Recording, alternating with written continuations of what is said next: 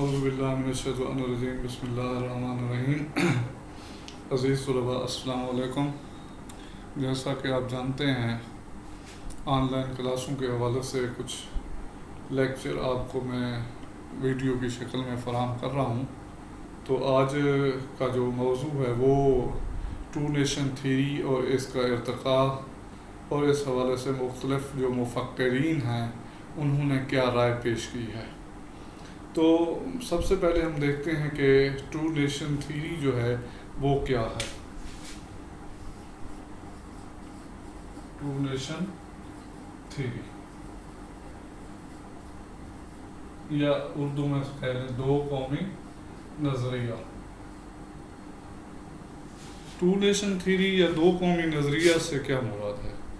جیسے کہ آپ اس لفظ کو دیکھ رہے ہیں اس سے پتہ چلتا ہے ٹو نیشن سے مراد دو قومیں ہیں۔ نظریہ ایک فکر ہے، سوچ ہے کہ ان دو قوموں کے درمیان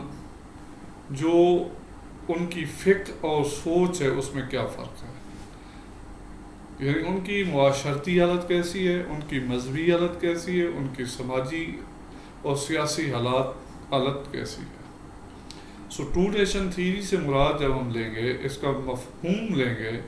تو اس سے مراد برصغیر میں بسنے والی دو قومیں ہندو اور مسلمان عملاً ایک دوسرے سے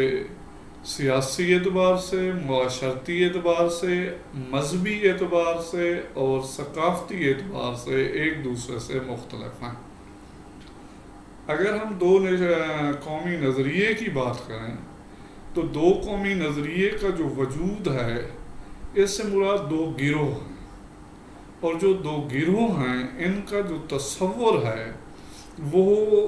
کوئی برصغیر سے ہی نہیں، برصغیر میں اس کو پروان چڑھنے کا اور اس کی تشریح کا موقع ملا۔ اگر ہم دو قومی نظریے کی وضاحت کو دیکھیں تو دنیا کے اندر دو گروہوں کے وجود کا ایک تصور روز ازل سے موجود ہے، اور اس تصور کی جب ہم بات کرتے ہیں تو آپ دیکھ لیں کہ کائنات کی تشکیل کے ساتھ ہی انسانیت کے اندر دو گروہ بن گئے۔ حابیل اور قابیل کی راہیں جدا ہو گئیں، پھر اسی طرح کفر اور اسلام، حق و باطل دو گروہوں کی شکل میں ہمیشہ ایک دوسرے کے آمنے سامنے رہے، اور اس کی قرآن سے تشریح اور اس کی جو اس کا مفہوم واضح ہوا وہ بھی اس طرح ہے، لکم دینکم ولی دین، کہ تمہارے لیے تمہارا دین ہی کافی ہے اور ان کے لیے ان کا دین۔ تو دو گروہوں کا تصور کائنات کے اندر ہمیشہ موجود رہا۔ حدیث نبوی کے اندر بھی ثابت ہے، دو گروہوں کی بات ہوتی ہے، المسلم جسد الواحد، کہ مسلمان ایک جسم کی مانند ہیں، اور اسی طرح کفار کے متعلق بھی کہا جاتا ہے کہ ملت کفر واحدہ، کافر ایک امت ہے، ایک ملت ہے، ایک قوم ہے۔ اس سارے تناظر کو جب ہم دیکھتے ہیں تو دو قومی نظریہ جو ہے وہ ایک اٹل حقیقت کا نام ہے، لیکن جب ہم اس کو برصغیر کی طرف دیکھتے ہیں تو برصغیر میں اس سے زیادہ شہرت حاصل ہوئی۔ برصغیر کے اندر دو قومی نظریہ مختلف مدارج اور مختلف مراحل سے گزرتا رہا۔ Two nation theory pass through various stages from initial stage to till the statement of Versailles in 1867۔ اس تمام عرصے کے دوران دو قومی نظریے کا تصور، دو گروہوں کا تصور، دو مختلف مذاہب کے لوگوں کا تصور آہستہ آہستہ پنپتا رہا، اور وقت کے ساتھ ہم دیکھتے ہیں کہ اس کی ترویج اور اس کا ارتقاء جاری رہا۔ لیکن جب ہم اسی کو اس انداز میں دیکھتے ہیں، برصغیر کے تناظر میں دیکھتے ہیں، تو یہاں آپ البیرونی کو دیکھیں جو سب سے پہلے برصغیر کے حالات کی منظر کشی اپنی کتاب الہند کے اندر کرتا ہے کہ شمال مغرب سے آنے والے لوگ جو ہیں وہ یہاں کے مقامی لوگوں سے بالکل مختلف ہیں۔ البیرونی نے قوم کے بجائے لوگوں کے تصور کا تصور دیا کہ جو شمال مغرب سے لوگ آئے ہیں مراد مسلمان۔ البیرونی محمود غزنوی کے ساتھ آیا، محمود نے اسے اپنے دربار کے اندر مقرر کر دیا۔ جب محمود نے خوارزم کو 1016 میں فتح کیا تو البیرونی کو بھی ساتھ لے آیا۔ بعد میں البیرونی برصغیر آیا اور یہاں کا سنسکرت سیکھتا رہا اور اتنا معتبر عالم بن گیا سنسکرت کا کہ ہندو پنڈت آ کر سیکھتے تھے اور پوچھتے تھے کہ تو نے یہ علم کہاں سے حاصل کیا۔ اس نے اپنی کتاب جو لکھی کتاب الہند 1022-23 کے اندر اس نے اسے لکھنا شروع کیا لکھا تو وہ لکھتا ہے شمال مغرب سے آنے والی قوم لوگ مقامی لوگوں سے مختلف ہیں، یہ عجیب لوگ ہیں، یہ ایک خدا کے بجائے کئی خداؤں کے قائل ہیں، حتیٰ کہ ہر فرد کا اپنا خدا ہے۔ ان کی ثقافتی زندگی مختلف ہے، ان کی معاشرتی زندگی مختلف ہے، جنگلوں میں رہنا پسند کرتے ہیں، تنگ و تاریک مکانات کے اندر رہتے ہیں، ان کے تقریبات جنگلوں میں ہوتی ہیں۔ اس کے برعکس مسلمانوں میں تو یہ تصور ہی نہیں ہے۔ تو البیرونی پہلا شخص تھا جس نے برصغیر میں دو قومی نظریے کی وضاحت یوں کی کہ قوم کی بجائے لفظ لوگ استعمال کیے، آنے والے افراد کا تصور دیا۔ اور اسی طرح جب ہم اس کو بعد کے اندر دیکھتے ہیں تو پھر سلطنت دہلی کے دور میں ہندو مسلم جو ایک شناخت تھی وہ ہر لحاظ سے علیحدہ رہی، وہ خلجی کا پیریڈ ہو، الہ الدین کا پیریڈ ہو، یا وہ محمد تغلق اور فیروز تغلق کا دور ہو، مسلمان اور ہندو یکساں رہے، حتیٰ کہ اکبر کے دور کے اندر اور اس سے پہلے جب یہاں بھکتی تحریکیں شروع ہوئیں تو ان میں بھی مجدد الف ثانی اور دوسرے کئی لوگ ایسے تھے جنہوں نے اس تصور کو نفی کر دی، اس تصور کی کہ مسلمان اور ہندو یکجا نہیں ہو سکتے۔ اور مجدد کا اس حوالے سے بڑا خاص کردار ہے، انہوں نے مسلمانوں کی نشاط ثانیہ کے اندر اہم کردار ادا کیا۔ پھر شاہ ولی اللہ کا دور آتا ہے، اس نے بھی یہی تصور دیا کہ یہ مسلمان ایک الگ قوم ہے اور مسلمانوں کو ایک علیحدہ سیاسی مرکز کی فراہمی کا وہ درس دیتا ہے، جس کے لیے اس نے مرہٹوں کے خلاف پانی پت کی تیسری لڑائی میں احمد شاہ ابدالی کو مدعو کر کے یہ ایک مثال قائم کی کہ یہ دو علیحدہ گروہ ہیں۔ پھر اسی طرح یہ سارا سلسلہ چلتا رہا۔ مسلمان چونکہ غالب تھے اتنا اثر نہیں پڑتا تھا، اور 1857 کے ہنگامہ خیز دور کے آنے سے پہلے تک وہ برائے نام حالت میں بھی تھے، پھر بھی حکمران تھے۔ لیکن 1857 کی جنگ آزادی نے مسلمانوں کو مکمل طور پہ بیک فٹ پہ ڈال دیا، ان کی شکست ہوئی، اور اس شکست کے نتیجے میں وہ اپنی تمام جو ان کی ساکھ تھی وہ ختم ہو گئی، ان کی معاشرتی، ثقافتی اور سیاسی زندگی کے ساتھ مذہبی زندگی بھی متاثر ہوئی۔ لہٰذا ہم دیکھتے ہیں کہ ہندو مسلم چپکلش کا آغاز 1857 کے بعد زیادہ شروع ہوا، جب ہندو نے یہ دیکھا کہ اب مسلمان حکمران نہیں رہے، اور اس سلسلے میں اردو زبان کی مخالفت کا باقاعدہ ایک سلسلہ شروع ہوا، جس کو بنارس سے شروع ہوا۔ پھر اسی کے لیے یو پی کے گورنر جو انتھونی میک ڈونلڈ تھے، انہوں نے بھی اس کے خلاف ایک رائے قائم کی۔ تو لہٰذا ہم یہ دیکھتے ہیں کہ جو ہندو مسلم اتفاق حکمرانی کے دور میں چل رہا تھا وہ تیسری قوت کے آنے کے ساتھ ہی ختم ہو گیا، اور جو ہندو تھے انہوں نے فوراً انگریزوں سے ہاتھ ملاتے ہوئے مسلمانوں کی مخالفت شروع کر دی، اور جنگ آزادی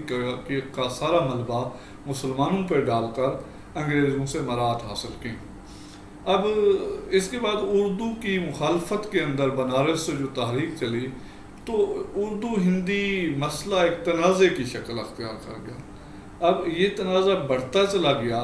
اور حتیٰ کہ سر سید اس وقت بنارس کے اندر موجود تھا، ملازم تھا، تعینات تھا۔ تو ایک روز شام کے وقت اس کی بنارس کے جو گورنر تھے، کمشنر تھے مسٹر شیکسپیئر، ان کے ساتھ سر سید کی ایک ایسے گفتگو ہو رہی تھی، ڈیبیٹ چل رہی تھی، اور اچانک انہوں نے سوال پوچھا کہ یہ زبان کا تنازع جو آج کل چل رہا ہے اردو ہندی کے حوالے سے، اس پہ سر سید کا کیا خیال ہے؟ تو سر سید کے الفاظ جو تھے وہ ایک نئی فلسفی اور ایک نئے تصور کو جنم دے گئے، اور اس کی جو ہسٹورک سٹیٹمنٹ تھی جس میں انہوں نے کہا، یہ تصور دیا کہ یہ دو زبانوں کا مسئلہ نہیں ہے بلکہ دو قوموں کا مسئلہ ہے۔ اردو ہندی تنازع دراصل دو قوموں کا مسئلہ ہے، مسلمانوں اور ہندوؤں کے درمیان زبان کا کوئی مسئلہ نہیں ہے بلکہ قومیت کا مسئلہ ہے، اور مسلمان اور ہندو ہر لحاظ سے دو مختلف قومیں ہیں، اور مسلمانوں کا جو قومی تشخص ہے اسے سب کو ماننا ہوگا۔ لہذا سر سید کو اس نئی انٹرپریٹیشن کے اوپر جدید دو قومی نظریے کا بانی قرار دیا جاتا ہے کہ سر سید وہ پہلا شخص ہے جس نے 1867 کے اندر بنارس کے مقام پہ یہ اصطلاح واضح کی، اصطلاح کہ مسلمان اور ہندو دو مختلف قومیں ہیں۔ یہ تصور ختم کر دیا کہ یہ ہندوستانی ہیں، یہ تصور دیا کہ یہ دو الگ قومیں ہیں۔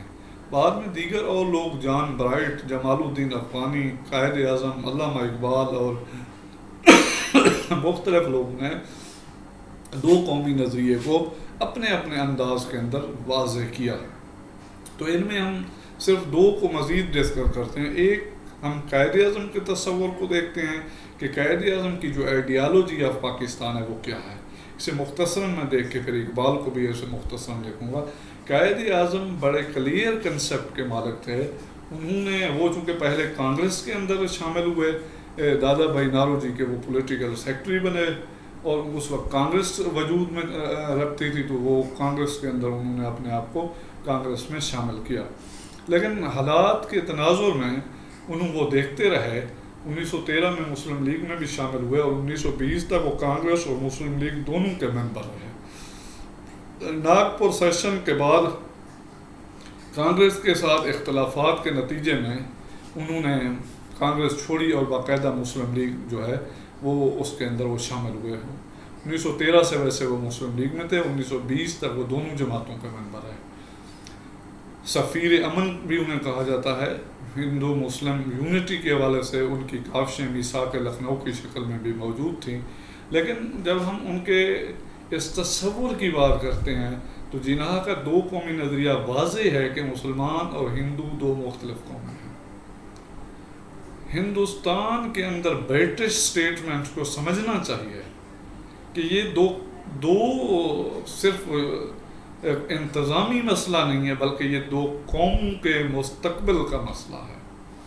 اور جناح نے بڑی خوبصورتی سے کہا کہ بر صغیر میں پاکستان کا قیام اس روز سے ہے جس دن بر صغیر کی سرزمین پہ پہلا ہندو مسلمان ہوا۔ اور اسی طرح انہوں نے مختلف مقامات پہ، ڈھاکہ یونیورسٹی کے اندر ان کا خطاب ہو، کوئٹہ میں ان کا خطاب ہو، یا ان کا انجمن حمایت الاسلام اور سندھ مدرسۃ الاسلام کے اندر ان کی جو وہ تقاریر ہیں، انہوں نے مسلم اور ہندو جو سیاسی اتحاد تھا اس کی تو بات کی، لیکن دونوں کے وجود کو بالکل ڈیفرنٹ رکھا۔ اور یہی وجہ ہے کہ جب ہم دیکھتے ہیں انہوں نے 1928 کی نہرو رپورٹ کے بعد جو 14 نکات پیش کیے، وہ ہر لحاظ سے مسلمانوں کی شناخت، ان کی پہچان اور ان کے مستقبل کا لائحہ عمل تھا۔ اسی طرح انہوں نے 1940 کی ریزولوشن آف پاکستان کے اندر واضح کر دیا کہ ایک الگ وطن کے مطالبے سے پیچھے نہیں ہٹیں گے، اس کے علاوہ اب ان کی کوئی ڈیمانڈ نہیں ہے۔ انہوں نے واضح کر دیا partition of India as the only solution for the people of subcontinent. Muslim of India demand only Pakistan, Pakistan and Pakistan. They will never accept any other relaxation rather than the separate state, separate homeland. اور اسی طرح انہوں نے بیوالے Nicolas اور کئی دوسرے لوگوں کے ساتھ بھی یہی کہا کہ مسلمان ایک الگ قوم اور ایک مذہب کے پیروکار ہیں، اور ان کا جو مذہب ہے اور ان کی جو کتاب قرآن مجید ہے وہ ان کے لیے ایک مکمل لائحہ عمل ہے۔ اکبر کی مثال جب ان کے سامنے دی گئی کہ ان جیسا سلوک آپ کو کرنا چاہیے، تو فرمایا کہ ہمارے پاس محمد رسول اللہ صلی اللہ علیہ وسلم کا دیا ہوا روڈ میپ ہے، وہ ہمارے لیے بہترین نمونہ ہے اور مشعل راہ ہے۔ تو اسی لیے واضح کیا قائد نے کہ ہم ایک ایسی تجربہ گاہ چاہتے ہیں، ہم زمین کا ٹکڑا ہی نہیں ہے، یہ ہمارا پورے کا پورا جو طریقہ کار ہے وہ یوں ہے کہ ہم زمین کا ایک ایسا خطہ یا ٹکڑا بطور تجربہ گاہ چاہتے ہیں جہاں ہم اپنی زندگیاں اسلام کے اصولوں کے مطابق بسر کر سکیں۔ تو اسی طرح یہ ان کا بڑا واضح پیغام تھا، اور ان کی طرف سے دو قومی نظریے کو مفصل طور پہ بیان کیا گیا، اور ہماوقت اور ہر جگہ انہوں نے اس کو انٹرپریٹ کیا اور واضح کر دیا کہ اس کے علاوہ کوئی حل ہی نہیں ہے یہاں دو قوموں کے حوالے سے۔ جب کہا گیا یہاں دو بڑی قومیں ہیں، ایک انگریز ہے اور دوسرا ہندو ہے، تو فرمایا نہیں، یہاں پر تین قومیں ہیں، ہندوؤں اور انگریزوں کے ساتھ یہاں ایک تیسری قوم جو ہے وہ مسلمان ہے، اور مسلمان قوم اور قومیت کی ہر اس تعریف پر پورا اترتے ہیں جو اس دنیا کی کسی بھی ڈکشنری کے اندر کی قومیت یا قوم کی تعریف کی جائے۔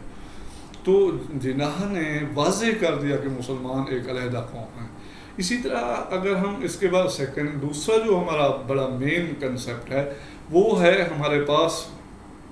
اقبال کا کنسیپٹ، آئیڈیالوجی آف پاکستان، یا اقبال کا جو نظریہ دو قومی نظریہ ہے۔ علامہ اقبال مسلمانان ہند کے ایک بڑے رہنما ہیں۔ انہوں نے اس قوم کی بیداری کے اندر نہ صرف کردار ادا کیا بلکہ ایک لائحہ عمل دیا۔ اقبال نے اپنی شاعری کے ذریعے واضح کر دیا کہ مسلمان جو ہیں وہ ایک علیحدہ شناخت رکھتے ہیں، ان کا جذبہ حریت جو ہے وہ کسی لحاظ سے بھی ان کے لیے ان کے مستقبل کے لیے بطور نمونہ ہے۔ جیسے وہ کہتے ہیں نا کہ ہے کس کی ضرورت کہ مسلمان کو ٹوکے، حریت افکار کی نعمت ہے خدا داد۔ تو مسلمان محکوم نہیں رہ سکتا، یہ اس کے خون کے اندر شامل ہے کہ وہ آزادی پسند ہے۔ تو اقبال کا جو تصور تھا کہ مسلمان ایک علیحدہ قوم ہے ہر لحاظ سے، اور ان کی قوم جو ہے ان کی قومیت کا دار و مدار خطے کے اوپر نہیں ہے، علاقے کے اوپر نہیں ہے، ان کی قومیت کا جو انحصار ہے وہ ان کے مذہب پر ہے۔ اقبال قوم کو مذہب کے ساتھ جوڑتا ہے کہ قوم مذہب سے ہے، مذہب جو نہیں تو کچھ نہیں، جذب بہم جو نہیں محفل انجم بھی نہیں۔ تو اقبال نے ایک کنسیپٹ کلیئر کیا کہ قوموں کا جو تعلق ہے وہ علاقوں سے نہیں ہے، وہ ہے مذہب کے ساتھ۔ اور اقبال واضح کرتا ہے کہ بر صغیر کے اندر ہی نہیں، دنیا کے جس خطے کے اندر لوگ کلمہ پڑھتے ہیں، لا الہ الا اللہ محمد رسول اللہ کہتے ہیں، وہ صرف اور صرف ایک علیحدہ قوم مسلمان کی حیثیت سے ہیں۔ یربط بین اتباعی، اسلام جو ہے وہ اپنے ماننے والوں کو دنیا کے کسی خطے کے اندر ان کو یکجا کر دیتا ہے۔ تو اس لیے برصغیر کے اندر اگر یہ تصور پیش کیا جا رہا ہے کہ یہاں یہ ہندوستانیوں کا مسئلہ ہے، نہیں، یہاں ہندوستانیوں کا نہیں، یہ دو قوموں کا مسئلہ ہے۔ ابھی وہ جوانی کی عمر کے اندر جب فلسفہ کے استاد بنے اور کمشنر لاہور کی سرکردگی میں ایک کانفرنس کے اندر وہ مہمان خصوصی کے طور پہ شامل ہوئے، 1910 کی بات ہے یہ، تو ان کو کہا گیا کہ وہ اپنی رائے پیش کریں۔ تو انہوں نے اپنی رائے پیش کرنے کے لیے یہ کیا کہ وہ آئے اور ان سے سوال ہوا کہ آپ اپنی شناخت کیسے پیش کرتے ہیں؟ تو وہ کہتے ہیں کہ ہاں میں انڈین بھی ہوں لیکن میں مسلمان بھی ہوں۔ تو اقبال کا یہ بڑا پرانا تصور تھا، اور مختلف مقامات پہ انہوں نے اپنا تصور شاعری کے اندر بھی واضح کیا، مسلمان کا تصور بھی واضح کیا، اور پھر ہم دیکھتے ہیں وہ سارا سلسلہ چلتا رہا۔ اسی طرح جب ہم ان کے ایک مکمل روڈ میپ کی بات کرتے ہیں تو وہ 1930 کا ان کا جو خطبہ الہ آباد تھا اس کے اندر انہوں نے واضح کر دیا کہ میں نے ہندوستانیوں کی ہر طرح سے اسٹڈی کی ہے اور میں اس نتیجے پہ پہنچا ہوں کہ مسلمان ایک الگ سیاسی، ثقافتی اور مذہبی پس منظر رکھنے والی قوم ہے۔ وہ ہندوستانیوں سے یعنی ہندو سے بالکل الگ ہے، اور اس لیے مسلم اکثریتی علاقوں کے اندر ان کا ایک علیحدہ وطن ہونا چاہیے۔ اس میں بہت ساری تنقید ہوئی، لوگوں نے کریٹیسائز کیا اس کنسیپٹ کو، اقبال کے تصور کو، اور پھر بعد میں ہم نے دیکھا کہ حتیٰ کہ اس کے اندر کچھ مسلم زعما بھی جو ہے وہ اس کے اندر شامل ہو گئے، وہ بھی تنقید کرنے لگے۔ کئی لوگ تھے بعد میں احراریوں میں جو احرار بنی تو ان کے لوگ پہلے تنقید کر رہے تھے۔ علماء دیوبند میں حسین احمد مدنی کا اقبال کے ساتھ اچھا خاصا مکالمہ چلتا رہا، کیونکہ مولانا وطنیت کے قائل تھے، اور اقبال نے نظریہ وطنیت کو بڑی کاری ضرب لگاتے ہوئے کہا کہ جب حسین احمد مدنی نے کہا کہ ہندوستان ہمارا وطن ہے، ہم اس کے ٹکڑے نہیں ہونے دیں گے، ہم اسے چھوڑ کے نہیں جائیں گے، تو اقبال نے تصور وطنیت کو روند ڈالا اور کہا کہ نہیں، وطن کی کوئی اہمیت نہیں ہے اسلام کے مقابلے میں۔ ان تازہ خداؤں میں سب سے بڑا وطن ہے، جو پیراہن ہے اس کا وہ مذہب کا کفن ہے۔ اقبال نظریہ وطنیت کے سخت خلاف آیا، اور انہوں نے اس کے اوپر مفصل اور مسلسل مضامین لکھے، اور یہ لوگ جھونک چلتی رہے۔ اقبال نے وطنیت کے تصور کو خاک میں ملا دیا اور فرمایا، ایک مضمون میں لکھتے ہیں، اگر وطن کی اہمیت اتنی اہمیت تو ضروری تھی، وطن اتنا اہم تھا کہ محمد رسول اللہ صلی اللہ علیہ وسلم کبھی مکہ چھوڑ کے مدینہ نہ جاتے، حالانکہ آپ نے فرمایا مکہ تو میرے جگر کا ٹکڑا ہے، لیکن جب اسلام کی عظمت سر بلندی کا موقع آیا تو آپ نے وطن کو مذہب کے اوپر قربان کر دیا۔ تو اس لیے اقبال مذہب کو وطن کے اوپر نہ صرف برتری دیتا ہے، بلکہ ایک اور مضمون میں انہوں نے طارق کے واقعے کو نقل کرتے ہوئے بیان کیا کہ وطن مسلمان کے لیے وطن کوئی نہیں ہے، لمٹ کو نہیں ہے، اس لیے کہ جب طارق پہنچتا ہے اسپین اور اندلس پہنچتا ہے، اور اس نے وہاں جا کر ایک کوتیوں کے مقابلے میں اپنی فوج کو اتارا، معمولی فوج کے ساتھ جبل الطارق پہ، جبرالٹر پہ وہ لنگر انداز ہوا، تو اس نے پیچھے مڑ کر ایک نظارہ کیا سمندر کا، اور اپنی فوج کو حکم دیا، یہ جو کشتیاں ہم لائے ہیں ان کو جلا دو۔ تو کشتیاں جلا دی، حکم کی تعمیل ہوئی۔ تو ایک ساتھی نے پوچھا، طارق یہ کیا کر دیا ہے تم نے؟ تو اقبال نے اس کی خوبصورت تشریح کی کہ طارق چون بر کنارہ اندلس سفینہ سوخت، گفتند کار تو بنگاہ خرد خطاست، دریم از سواد وطن باز چون رسیم، ترک سبب زردی شریعت کو جا رواست، خندید و نہاد و شمشیر نہاد و گفت است کہ ہر ملک ملک ماست کہ ملک خدا ماست۔ کہا گیا نا کہ کشتیاں جلا کے غلطی کی ہے، شریعت بھی خودکشی کی اجازت نہیں دیتی، ہمارا وطن بہت دور ہے، ہم کیسے جائیں، ہم اڑ کے جائیں بھی نہیں پہنچ سکتے۔ تو اس طارق نے تلوار کے دستے پہ ہاتھ مارتے ہوئے کہا کہ ہر ملک ملک ماست کہ ملک خدا ماست، ہر ملک مسلمان کا ہے، ہر ملک مسلمان کا وطن ہے، ہر جگہ مسلمان کا وطن ہے، کیونکہ وہ جگہ وہ ملک اللہ تعالیٰ کے ہیں۔ تو اقبال نے تصور وطنیت کو پھیلا دیا، کائنات کو وطن قرار دیا،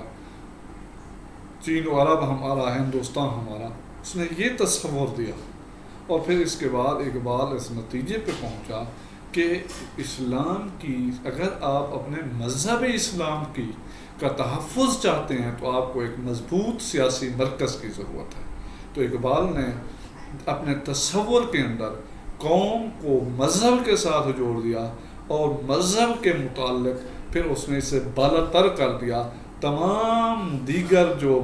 وجوہات پیش کی جا رہی تھیں، اس لیے اقبال کا جو تصور تھا، تصور ملت جو ہے، اقبال نے تصور ملت واضح کیا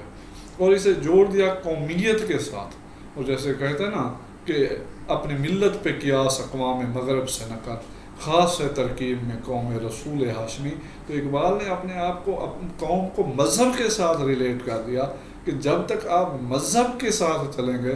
مذہب ہی آپ کا پیمانہ ہوگا، تب تک آپ کی جو قومیت اور جذبہ قومیت ہے وہ ختم نہیں کیا جا سکتا. آپ غلامی کی طرف نہیں جائیں گے، آپ محکوم نہیں بنائے جا سکتے. تو لہٰذا اقبال کا یہ تصور ملت جو تھا وہ بعد میں مقبول ہوا، اور اس سیاسی جو مسلم سیاسی افکار ہیں اس میں اقبال کا یہ جو تصور ملت ہے اسے مرکزی حیثیت حاصل ہے. قومیت کے تمام تر امور کے اندر، قومیت کی تمام تر فلاسفیز کے اندر، قومیت کے حوالے سے تمام پیش کیے جانے والے افکار کے اندر جو ملت کا تصور اقبال نے دیا ہے اس کی نظیر کسی اور مفکر کی طرف سے نہیں ملتی.